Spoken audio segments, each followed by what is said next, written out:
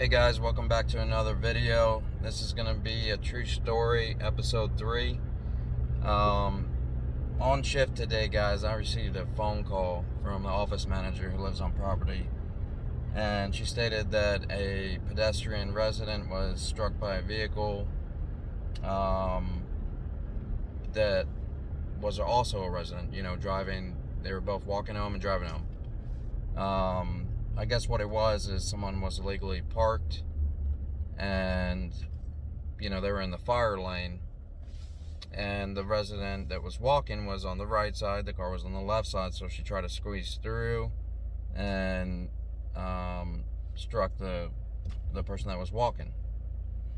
So with that being said, guys, automatically, I rush over to it, try to find out what's going on. Go to the resident's apartment where she was at waiting, and I got her story, and her she said, I was walking right here, the lady came over and swerved towards me a bit and hit me with her car, and I asked if she needed EMS, if she was injured, if she was hurt, and she said she didn't feel hurt at the moment, but she had so much adrenaline, she was scared, she was upset, which is understandable, guys. You're walking, all of a sudden, bang, you get hit by something. She was standing, she was walking, so I didn't call 911 because there was no immediate, medical issue at that moment. So when y'all guys respond to these calls, you got to stay calm. You know what I mean? So you get a call, and you get the news, and you're like, okay, dang, that's crazy. I'll be right there, no problem. I'm pulling up now. I'll be there in 10 seconds, 15 seconds, or a minute. When you pull up to the scene, you got to stay calm. If this was an incident where the victim, or not so much victim at this point, but the resident that was hit by the vehicle was on the ground, bleeding, or whatever the case is, and she needed emergency help, then you would call 911. But in this case, like I said, you call the non-emergency number so you don't tie up the emergency line. So keep that in mind, guys, when you respond to these calls. Know when to call 911 and know when to call non-emergency. Use your better judgment. If there's blood, call 911. If there's not, and they're not disoriented and they're walking, they're talking fine, call non-emergency. So I continue to get the statement. EMS, police arrived. The EMS took her to the hospital to get checked out, and the police asked if the resident wanted to, press charges or whatever the case may be, and she said yes. Which with her story, that we got, that makes perfect sense. Spoke with some other witnesses to it, and the witness statement that I got wasn't matching up 100% to what the resident that was hit, stated. So it was kind of like, all right, so it's a he said, she said case at this point. So it's no longer a felony hit and run versus, car versus pedestrian. And that's the way I personally seen it, but I still took it as if we still need to find out more information. The officer was done. He's like, you know what, if you get any more information, here's my number, blah, blah, blah. Send us anything you got. So, he went on his way, blah, blah, blah, continued my routes, started canvassing the area, and noticed that there was a vehicle parked in the fire lane, who was picking up, I guess, her child from her grandmother's house. And I didn't think anything of it because at that moment I didn't know for a fact what happened, because the story that we got was a car swerved and hit me. I didn't know until the witness statement on the second person, which was not the grandmother but the granddaughter who was picking up her kid in the car, stated, I was parked here, blah blah blah, and I went upstairs, and when I came out, I overheard everything. Got the description of the vehicle and the plate, and the thing that goes around the plate was pink, and I'm like, okay, no problem. So continued patrols. About an hour later, I noticed the description of the vehicle on the property next to the apartment where we thought the resident that was driving lived. So I went ahead, called it in, got back up, and he was just down the road. So he's like, hold off, I'll be there in a moment. So I waited for him. At that time, I was taking pictures of the car, the tag, looking for damage on the passenger side of the vehicle, took pictures, started typing up the report, and my partner shows up, and we go ahead and knock on the resident's door, and she gave us her story, and her story matched the witness story. And she stated, yeah, there was a red or maroon car parked in the on the left side in the fire lane, right by the speed bump, and she was walking and on the right side, and I tried to squeeze between the two, and I hit her with my rearview mirror, which collapsed inwards because that's what they're meant to do.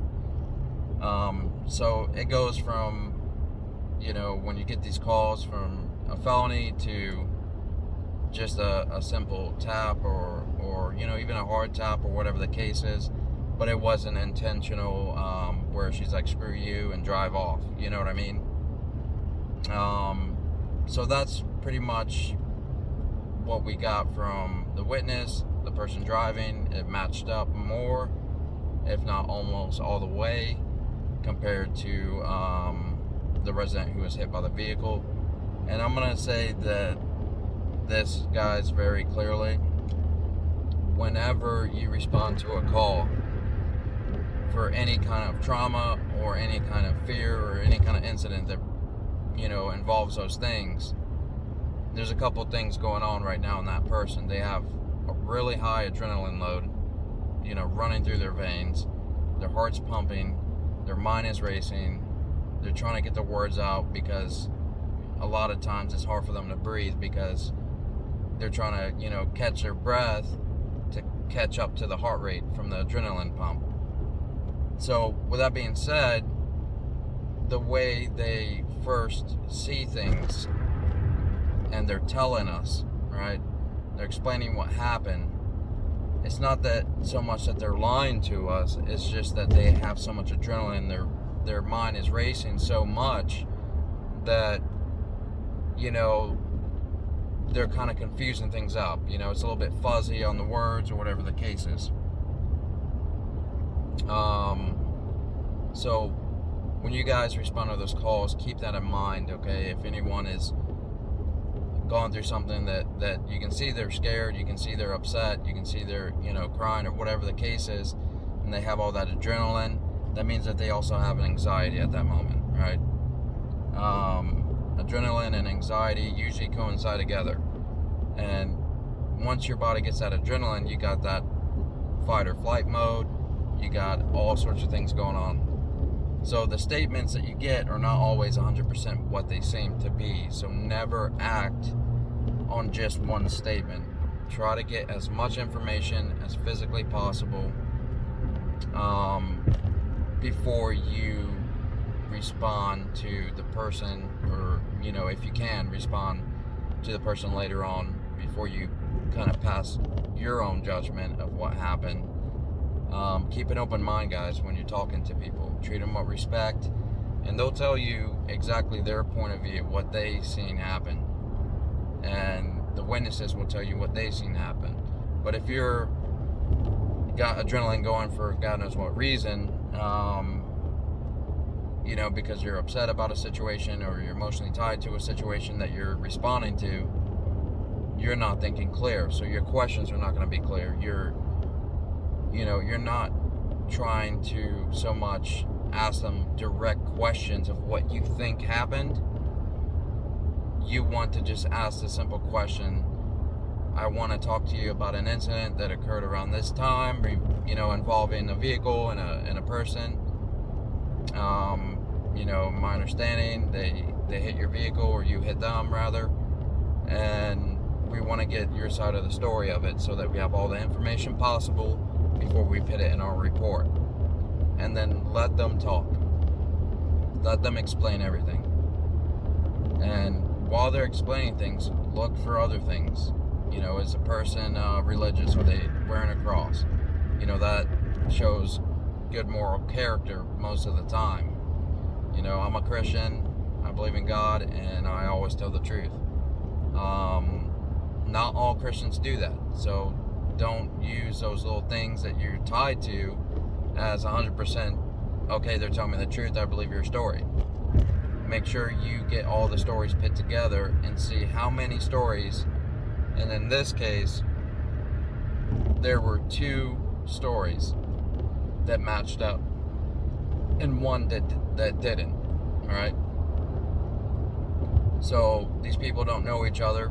All 3 of them don't know each other. The witness, the driver, and the person that was walking. So you get those 2 stories from 2 separate people that don't know each other. They're not biased in any way, and that's what you have to go on, right? I know we don't deal with law and things of that nature, but everybody should know it's pretty simple, guys. Without a reasonable doubt, are they guilty, right? We're not going to make an arrest or anything of that nature because we're security. But in the act of a felony in progress, then at that point we would put them in cuffs if we witnessed what happened. And it was different than this story in this situation that happened today. But yeah, that was pretty much it, guys. I went ahead and filled out the report, took pictures of the car, and closed it out on my end. Law enforcement, if they do want to follow up, they will. If not, that's their deal. But at least we have all the information that we need as far as what happened, the witness statements, the statement of the victim or person that was struck by the vehicle, and that's all we can do, right? But there's learning things in this, guys. Like in my other videos, I try to always explain the story of what happened, what the outcome was, and what we as officers sometimes, who's not trained or hasn't been through things with adrenaline or responding to calls that are seem serious but aren't, or even if they are, you guys got to remember those things. Stay calm at all times. If you're calm, you're making the right decision, because the people in general that are involved in whatever incident you're responding to, they're not calm. And if you pull up and you're not calm and they're not calm, that's going to be an escalation automatically, because they're reading body language. And I don't know about you guys, but in school they teach you body language in elementary school, and what that does to other people, how other people perceive it, and maybe your body language made them feel a certain way, right? In our case, guys, it is important to stay calm and not have that body language of adrenaline or scared or nervous or in a rush, talking really fast. It makes them nervous, it makes them have more adrenaline, it makes them have more anxiety, and you'll never get to the bottom of what's going on. You'll never get the truth or a true story out of the statements, right? Because everybody's hyped up. And incidents where you have to use your weapon, God forbid. If your adrenaline is pumping, which it's going to, but you need to stay calm in that moment. If you're calm, most likely you're going to walk away from that fight. But if you're jumping all over the place because your mind is racing 1,000 miles an hour and you're freaking out inside your own skin and your heart's racing, your lungs, you're losing oxygen to your brain because you can't catch your breath from the anxiety of that adrenaline rush, you're most likely going to lose that fight. So that's one of the first lessons in this video, guys. one of the main lessons in this video is to always stay calm no matter what the situation is. Protect yourself, whether it's your weapon or whether it's gloves on your hand, whatever the case is. Protect yourself, guys, by staying calm and thinking before acting. And the other, lesson of this is never jump to conclusions. Things are hardly ever what they seem or appear to be, especially by one person's point of view. That's the second lesson, guys, on this true story that, I wanted to tell you guys, because there's not enough training out there for law enforcement. There's not enough training out there for security. And these lessons, guys, like I said, it will be the difference between whether you win a fight or lose a fight or escalate a situation versus de-escalating the moment you come up and you're calm. Because when you're calm, they're calm.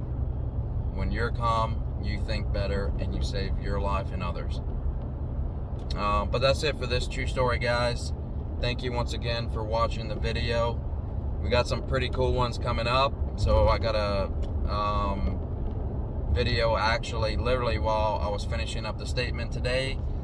We got a urgent alert about trespassing in one of the pools. So if I can, guys, I'll go ahead and review that footage. And if I can post that on the video, I definitely will. Other than that, guys, I'll have some videos coming up about taser training, getting tased myself. So if you want to see me get tased and you want to see me get OC sprayed with my partner, please hit that subscribe button and like button now. And until next time, guys, be safe and have a good night.